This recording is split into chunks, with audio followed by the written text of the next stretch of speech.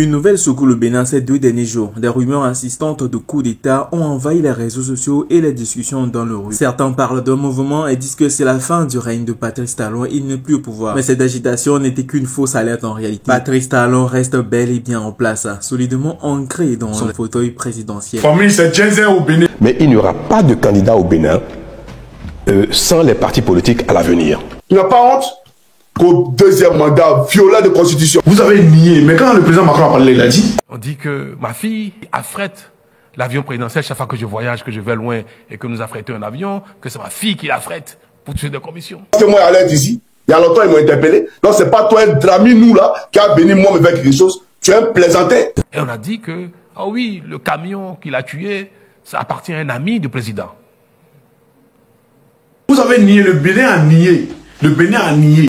Vous avez entendu, on dit que Madame Talon, quand elle était allée en Rwanda, c'était pour aller acheter une banque. Quoique, ce n'est pas la première fois que des rumeurs de déstabilisation circulent autour de son pouvoir. Cependant, la vitesse à laquelle cette information s'est partagée, cette fois-ci, est révélatrice du climat actuel. Dans un contexte où les méfiances et les tensions politiques montent, les moindres soupçons deviennent des vérités pour certains. Et pourtant, le gouvernement a rapidement réagi avec l'annonce de ce ministre, démentant fermement ces allégations et appelant au calme. Tout d'abord, pour comprendre ce qui s'est passé, il faut d'abord regarder de plus près. Depuis quelque temps, des critiques de plus en plus nombreux émergent contre la gestion de Patrice Talon. Si son approche rigoureuse a permis des avancées notables sur le plan économique, elle a aussi laissé une partie de la population frustrée. Entre une opposition qui peine à se refaire entendre et une armée silencieuse mais observatrice, beaucoup se demandent combien de temps ce fragile équilibre pourra tenir. Et pourtant, dans cette situation, Patrice Talon a montré qu'il n'est pas prêt à céder au chaos. Ses discours fermes mais mesurés rappellent qu'il est toujours le seul maître à bord. Il a profité de l'occasion encore pour réitérer ses engagements envers le peuple béninois, promettant de continuer à œuvrer pour le développement du pays malgré les critiques. Mais de ces dernières paroles se cache une vigilance accrue. Les forces de sécurité ont intensifié leur patrouille à cause de ces allégations et murmures sur les réseaux sociaux. Ce qui est certain, sur le plan international, les partenaires du Bénin suivent de situation de près cette histoire. Un coup d'État dans ce pays stable, ce n'est pas possible. Ce serait vraiment un grand choc majeur pour toute l'Afrique de l'Ouest. Patrice Talon est toujours là et il entend bien rester, mais cette fausse alerte pourrait être le signal d'un malaise plus profond. Car si les rumeurs trouvent un tel écho, c'est bien qu'une partie de la population se sent ignorée, frustrée ou en quête de changement. La question est désormais de savoir si Patrice Talon choisira d'apaiser les tensions ou s'il continuera à gouverner avec la même main de fer. Dames et messieurs, rebondissement sur le coup d'État intercepté par les services de renseignement de Patrice Talon au Bénin.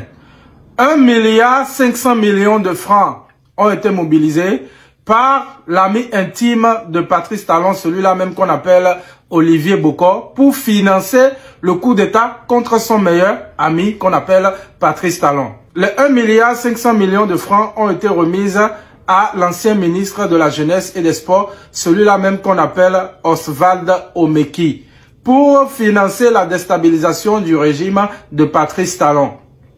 Comme vous pouvez le constater, vous allez voir sur les images que je suis en train de montrer là, l'argent en liquide. Pendant qu'on dit qu'il n'y a pas l'argent dans le pays, on arrive à mobiliser 1,5 milliard de francs pour un coup d'État. Alors, dames et messieurs, ce n'est pas moi qui l'ai dit. Vous pouvez le voir sur le communiqué. J'affiche le communiqué pour que vous puissiez lire de vous-même le communiqué. Vous allez voir sur le communiqué ce qui est écrit sur le communiqué. J'ai juste fait un résumé de ce qui est écrit sur le communiqué. Donc, les enquêtes se poursuivent. À la prochaine, dames et messieurs.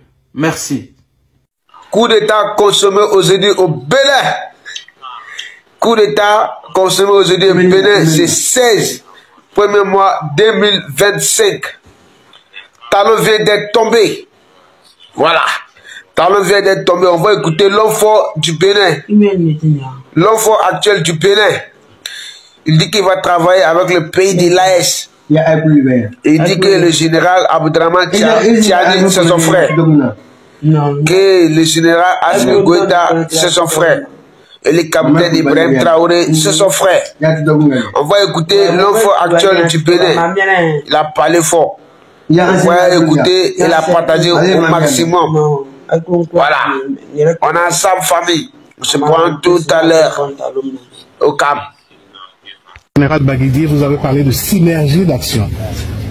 En vous prenant au mot, qu'est-ce que vous pensez de cette assertion qui propose que le Bénin donne la main au Burkina, au Niger, pour donner naissance à une force qui puisse combattre l'hydre que nous avons en face de nous. Vous savez, le Bénin a toujours cherché la synergie d'action à la solution.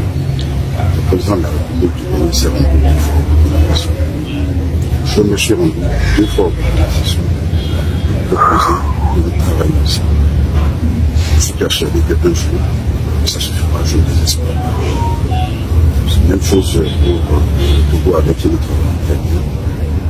Nous recherchons, non béninois, nous recherchons cette synergie d'action et nous désespérons que très bientôt, nous allons ensemble avec tous les pays du voisinage travailler ensemble.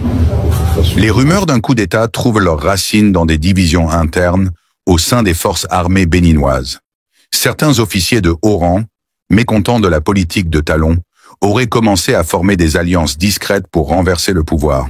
Ces mouvements rappellent que, dans beaucoup de pays africains, l'armée reste un acteur clé de la stabilité ou de l'instabilité politique. Si ces tensions ne sont pas rapidement résolues, le Bénin pourrait connaître une crise sans précédent. Patrice Talon, connu pour son pragmatisme et son style direct, se retrouve aujourd'hui à un carrefour crucial. Va-t-il choisir de s'accrocher au pouvoir coûte que coûte, au risque d'aggraver les tensions? Ou optera-t-il pour une transition apaisée afin d'éviter le chaos? Ces dernières apparitions publiques montrent un homme conscient de la gravité de la situation, mais qui semble déterminé à ne pas céder à la pression. Pourtant, le temps presse, et chaque décision qu'il prend est désormais scrutée de près, tant par le peuple que par la communauté internationale. Un éventuel coup d'État au Bénin ne concernerait pas seulement Patrice Talon. Cela aurait des répercussions profondes sur la stabilité régionale. Le Bénin, longtemps considéré comme un exemple de démocratie en Afrique de l'Ouest, pourrait perdre cette image si la situation dégénère.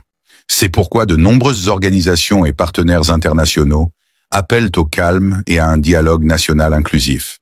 Mais la vraie question reste, Patrice Talon est-il prêt à écouter ces appels ou persistera-t-il dans sa ligne dure? Le Bénin est à un tournant historique.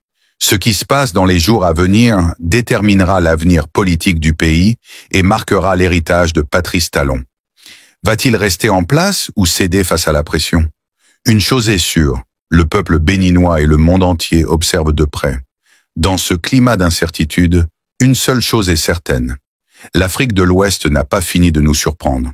Ce n'est pas la première fois que des rumeurs de déstabilisation circulent autour de son pouvoir. Cependant, la vitesse à laquelle cette information s'est partagée, cette fois-ci, est révélatrice du climat actuel. Dans un contexte où les méfiances et les tensions politiques montent, les moindres soupçons deviennent des vérités pour certains. Et pourtant, le gouvernement a rapidement réagi avec l'annonce de ce ministre, démentant fermement ces allégations et appelant au calme. Tout d'abord, pour comprendre ce qui s'est passé, il faut d'abord regarder de plus près. Depuis quelque temps, des critiques de plus en plus nombreuses émergent contre la gestion de Patrice Talon. Si son approche rigoureuse a permis des avancées notables sur le plan économique, elle a aussi laissé une partie de la population frustrée. Entre une opposition qui peine à se refaire entendre et une armée silencieuse mais observatrice, beaucoup se demandent combien de temps ce fragile équilibre pourra tenir. Et pourtant, dans cette situation, Patrice Talon a montré qu'il n'est pas prêt à céder au chaos. Ses discours fermes mais mesurés rappellent qu'il est toujours le seul maître à bord. Il a profité de l'occasion encore pour réitérer ses engagements vers le peuple béninois, promettant de continuer à œuvrer pour le développement du pays malgré les critiques. Mais de ces dernières paroles se cache une vigilance accrue. Les forces de sécurité ont intensifié leur patrouille à cause de ces allégations et murmures sur les réseaux sociaux. Ce qui est certain, sur le plan international, les partenaires du Bénin suivent de situation de près cette histoire. Un coup d'État dans ce pays stable, ce n'est pas possible. Ce serait vraiment un grand choc majeur pour toute l'Afrique de l'Ouest. Patrice Talon est toujours là et il entend bien rester, mais cette fausse alerte pourrait être le signal d'un malaise plus profond. Car si les rumeurs trouvent un tel écho, c'est bien qu'une partie de la population se sent ignorée, frustrée ou en quête de changement. La question est désormais de savoir si Patrice Talon choisira d'apaiser les tensions ou s'il continuera à gouverner avec la même main de fer.